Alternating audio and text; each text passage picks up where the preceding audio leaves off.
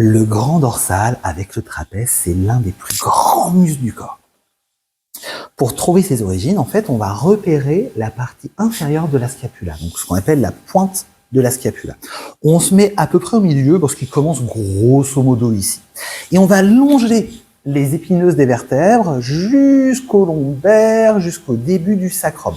Pas aller plus loin, ça sert à rien. Et ensuite, on va remonter sur la crête iliaque, d'accord, mais pas jusqu'au bout de la crête iliaque, juste à la moitié, d'accord. Donc on a toute cette origine-là.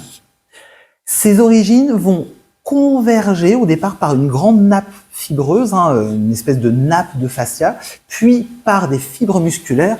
Ça va recouvrir légèrement la pointe ici là de la scapula, et ensuite passer sous l'aisselle, et il va se terminer en faisant un mouvement un peu chelou comme ça, en fesse de riz, pour venir se loger à côté de la fin des grands, c'est-à-dire grand pec et grand rond.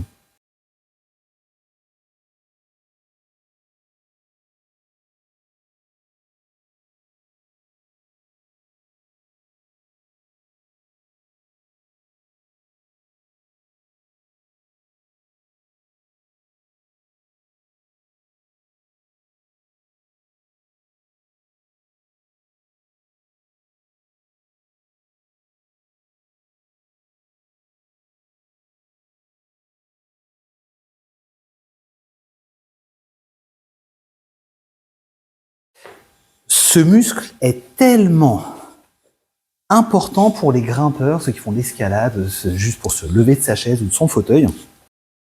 Lorsqu'on a le bras comme ça, il va venir en fait, hop, comme ça, tu vois, ils vont rapprocher la terminaison de l'origine en fait, donc les deux vont se rapprocher, et ça va donc faire un mouvement comme ça, et comme il se termine en avant, un petit mouvement de rotation comme ça. Ça fait une espèce de machin comme ça. Ok ? Si on se met un peu à mi-chemin, eh bien on pourrait dire que finalement, il fait ça. Et nous, pour tester, on pourrait faire le mouvement. On fait le test ?